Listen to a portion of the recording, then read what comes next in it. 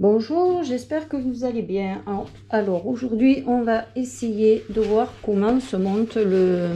J'ai pas fini ma toile, mais je vous avais dit qu'on regarderait comment il faut faire pour monter le cadre. Donc je vais pas le coller parce que tant que j'ai pas fini le tableau, je veux pas le coller. Donc apparemment, déjà un petit souci là. Alors, ils disent de positionner le cadre en bois.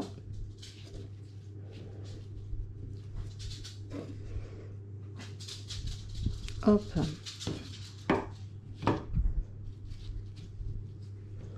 Alors, bien évidemment, il va falloir mesurer pour que tout soit droit, hein.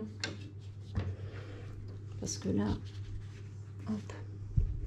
Une fois que c'est positionné, ils disent de faire un marquage avec un stylo. Une fois qu'on a fait le marquage, on enlève la bande de papier là et en fait, hop, au lieu de, on le colle là. Comme ça, on le colle ici. Bon là, je suis pas droite, mais voilà. On le colle là et on le colle là. Une fois que le scotch est collé, ils disent de, quand on rabat les bords là comme ça, de venir mettre la toile. Bon là, comme c'est pas collé, je sais pas si je vais y arriver. De venir coincer la toile comme ça, l'angle à l'intérieur, hop, comme ça. Je sais pas si vous allez voir. De venir coller la toile. Bon là c'est pas collé, donc c'est pas, ça tient pas comme il faut, mais de venir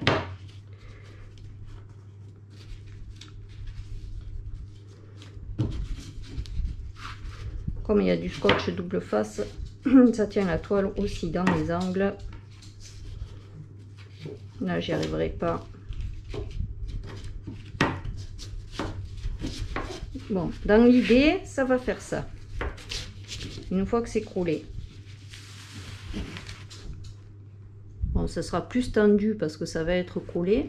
Mais on va avoir la toile qui se prend dans l'angle. Une fois qu'on a collé la toile de partout, on vient mettre des agrafes là sur le pourtour et ensuite on a les petites cales. J'essaye de pas trop faire de bruit. Alors on a les petites cales qui viennent se glisser dans les fentes là dedans là. Je sais pas si c'est bien les bonnes cales. Ouais. Je vais pas le mettre. Hop, on vient mettre nos fentes et on tape pour que la toile soit bien tendue, je pense. Et ensuite il y a les crochets pour mettre notre cadre. Voilà. Je pense que ça doit pas être compliqué. Il doit vraiment falloir bien bien calculer. Hop. L'angle, ils ont les centimètres là sur les bords pour voir que ça tombe bien comme il faut. J'aurais pensé que la toile se chevauche quand même un peu sur ce côté là pour mettre les agrafes plutôt là que là, mais apparemment non, parce que si je me décale un peu en haut, ça chevaucherait les... Ouais, ça chevauche. Et là, ça chevauche pas. Si je me décale un peu plus, pour que ça chevauche légèrement, en trichant un peu, hein, je pense qu'on doit pouvoir y arriver. Là, ça chevauche.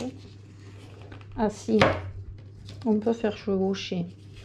C'est mieux de mettre l'agrafe là, qu'après ce soit pas voyant, je pense. Hein. Mais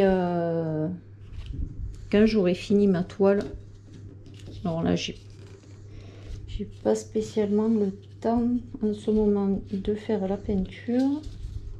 Mais par contre sur les côtés, vous voyez, on peut pas la faire chevaucher. Elle est à ras des deux côtés là. C'est dommage. On peut pas. Ça, je suis vraiment coulée. Si je me colle, je peux chevaucher, mais sur un demi-centimètre. Et là, c'est même pas un demi-centimètre. Bon, bref. Ils auraient dû prévoir qu'on puisse faire chevaucher à l'intérieur. Voilà.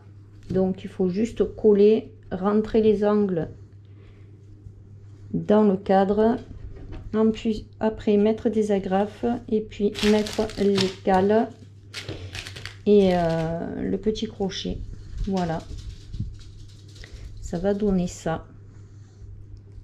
Une fois que j'aurai fini ma toile. Je pense que c'est pas mal comme système de cadre après pour mettre, à voir si le scotch colle vraiment très bien. Voilà. J'espère que ma petite explication vous aura plu. Donc je mets un tout petit peu d'eau au fond de mon récipient. Je me prends une cale, je mets un sopalin pour pas salir mon dessin. Je prends ma couleur que je veux faire. Je prends une goutte que je mets dans mon ramequin.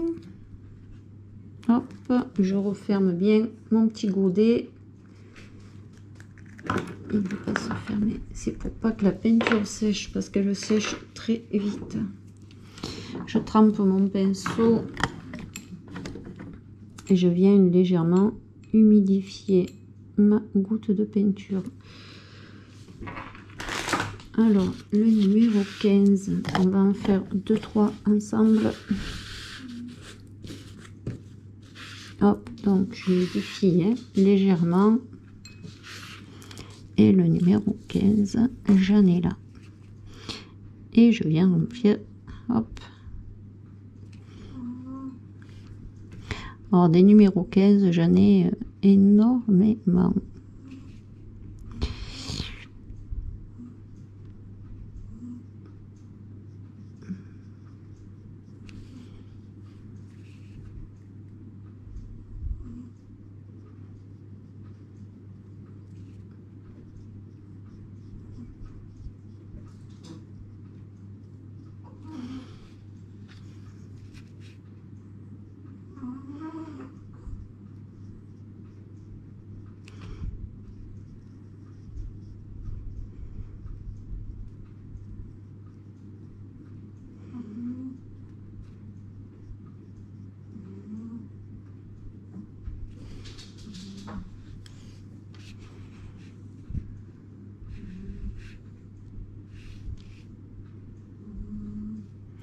Alors, tout à l'heure, je voyais que des numéros 15.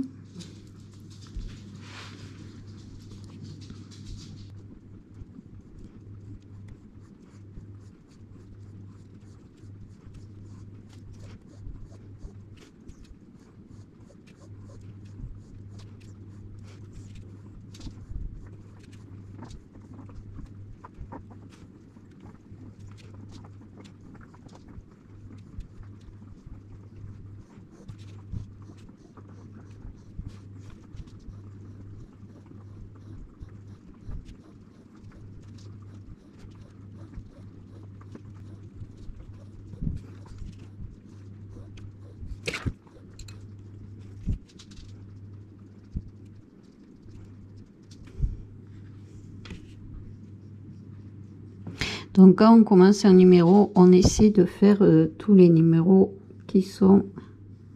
J'ai attaqué le numéro 15, j'essaie de faire tous les numéros 15. Bon, forcément, je vais en oublier, ça c'est sûr. Mais après, j'y reviendrai si j'en ai oublié.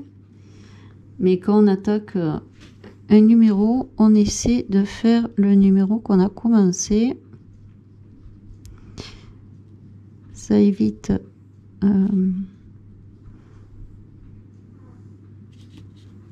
de reprendre à chaque fois des nouvelles couleurs.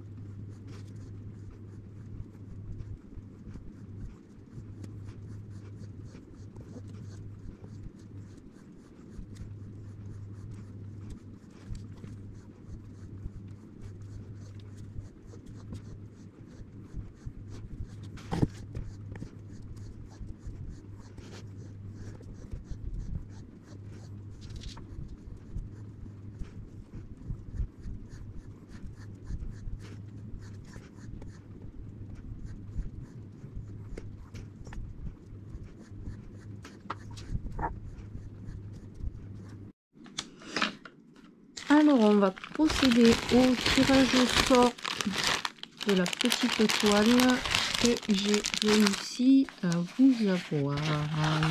Alors, je vous remontre. C'est cette toile. Hop. Voilà. Comme ça. Je la trouve très sympathique. J'aime beaucoup cette petite toile. Il y a les peintures. Il y a les pinceaux. Hop. Donc, vous étiez 12 à participer. Alors, le numéro 1. Le numéro 12. Alors, 5, 4, 3, 2, 1.